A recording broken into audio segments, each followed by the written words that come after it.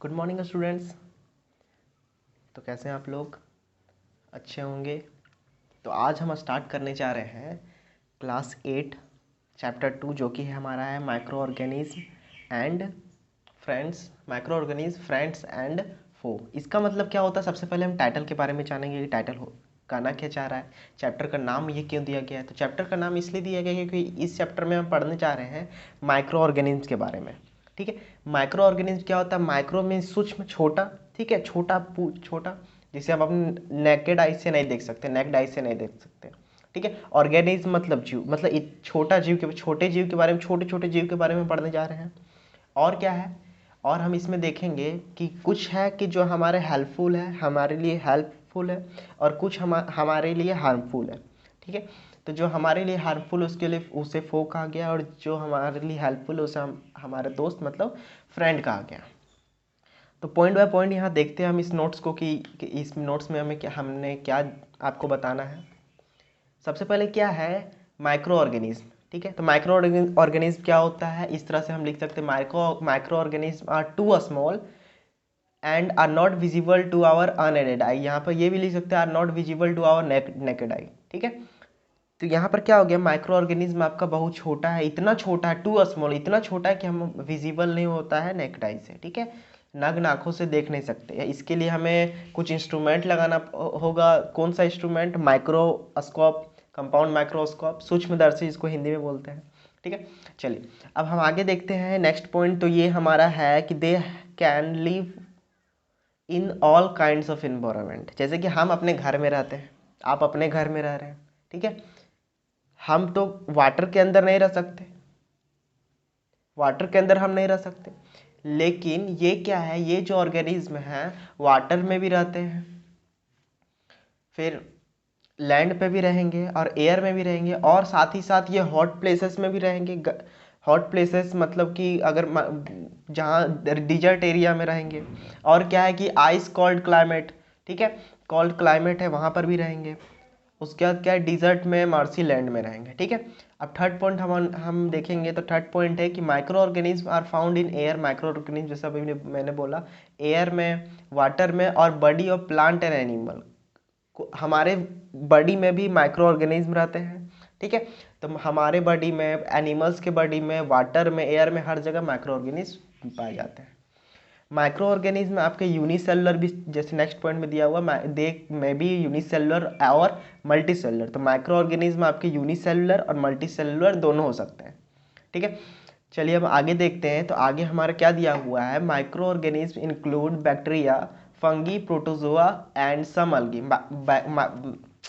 Micro organism में हम क्या देखने जा रहे हैं, बैक्टीरिया के बारे में। बैक्टीरिया माइक्रो ऑर्गेनिज्म है, फंगी माइक्रो ऑर्गेनिज्म है, और क्या है आपका प्रोटोजोआ भी माइक्रो ऑर्गेनिज्म, और कुछ अलगा भी जो है अलगी, वो भी आपका माइक्रो ऑर्गेनिज्म है। बट यहाँ जो वायरस है, virus through different from the above mentioned living organism are consider as microbes. ठीक है, तो हम डिटेल में पढ़ेंगे कि माइक्रो ऑर्गेनिज्म और माइक्रोब्स में यहाँ क्या डिफरेंस है।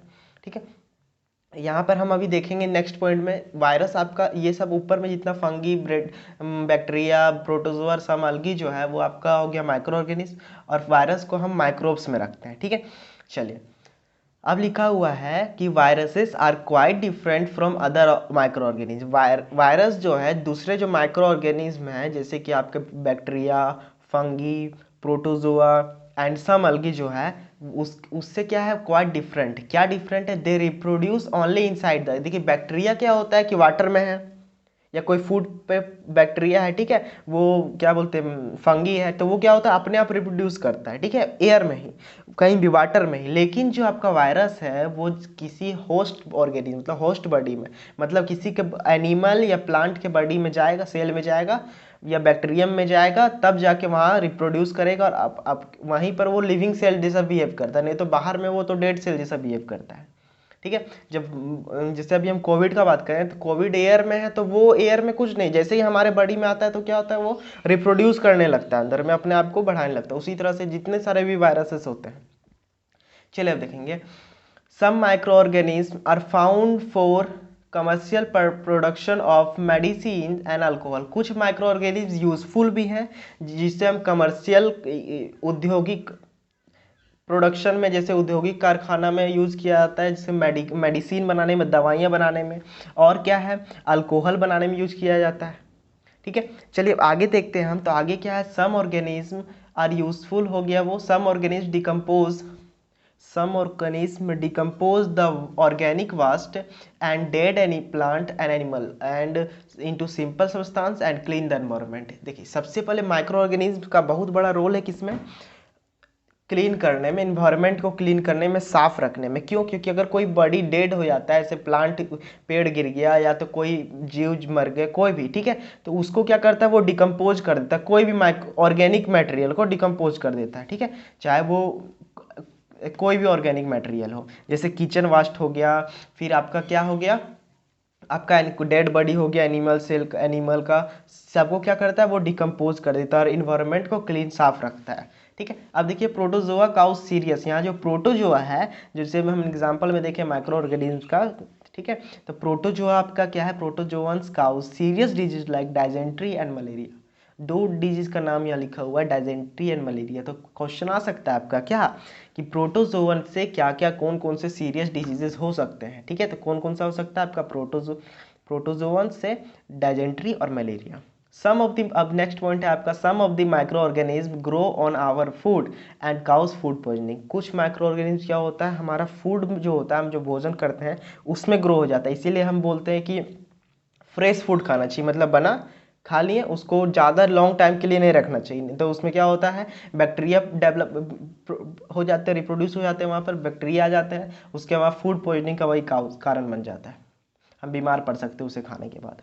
अब देखिए some microorganism in reside in the root nodules of leguminous plant. Leguminous plant के रूट में आपका क्या होता है, जो स्थल में होते हैं, प्लांट होते हैं, ठीक है, तो उसमें क्या, जो प्लांट होता है तो उसका जो रूट होता है ना, उसमें रूट नोड्यूल्स में, रूट गट्ठी टाइप का होता है, ठीक है, तो वहाँ पे क्या होता है आपका, माइक्रो ऑर्गेनिज्म, कुछ माइक्रो ऑर्गेनिज्म रहते हैं, वो क्या करते हैं वहाँ पे, यहाँ पर हमें हेल्पफुल होगा। ऊपर में हम देखें कि एक माइक्रो ऑर्गेनिज्म हमारा डिजीज काउज हो जा रहा था, फूड पॉइजनिंग हो रहा है, लेकिन यहाँ पर हेल्पफुल क्या कर रहा है, हेल्प कि they can fix nitrogen from air, air से नाइट्रोजन लेके उसको सॉइल में मिक्स कर देता है, सॉइल में डाल देता है और सॉइल फर्टिलिटी को इंक्रीज कर देता है, बढ़ा देता है, उर्वरकता। उसी के कारण जब आपका कोई भी क्रॉप है या कोई ट्री है तो वो अच्छे से ग्रो कर पाएगा। चलिए अब अगर हम आगे देखते हैं तो आगे में क्या लिखा हुआ है, some bacteria and blue green algae present in the soil fix nitrogen from the atmosphere and convert into nitrogenous compound. क्या आपका कुछ बैक्टीरिया, कुछ ब्लू ग्रीन अलगा क्या करता है, प्रेजेंट जो सॉइल में प्रेजेंट है, सेम ऊपर का टॉपिक नीचे लिखा हुआ है, वो क्या करता है कि एटमोस्फेयर से जो नाइट्रोजन है उसको क्या, किस में कन्वर्ट कर देता है, नाइट्रोजनियस कंपाउंड में, और उसे सॉइल में मिक्स कर देता है। सॉइल में मिक्स कर देते हैं तो उससे क्या होता है, सॉइल में मिक्स हो जाता है, उसके बाद उसको ईजिली से एब्जॉर्ब कर सकता है प्लांट हमारा। ठीक है, अब हमारा पॉइंट क्या है, certain bacteria convert compounds of nitrogen present in the soil. कुछ बैक्टीरिया यहाँ क्या करता है, जो नाइट्रोजन सॉइल में प्रेजेंट रहता है उसको नाइट्रोजन गैस बना के एटमॉस्फेयर में रिलीज कर देता है। तो दोनों तरह के बैक्टीरिया होते हैं, जो नाइट्रोजन गैस को नाइट्रोजनियस कंपाउंड बना के सॉइल में डालते हैं, सॉइल में जाने के बाद क्या होता है, प्लांट उसको एब्जॉर्ब कर लेता है। और कुछ जो होता है सॉइल में जो नाइट्रोजनियस कंपाउंड है, नाइट्रोजन है, उससे क्या करता है, नाइट्रोजन रिलीज कर देता है, नाइट्रोजन गैस बना के एटमॉस्फेयर में।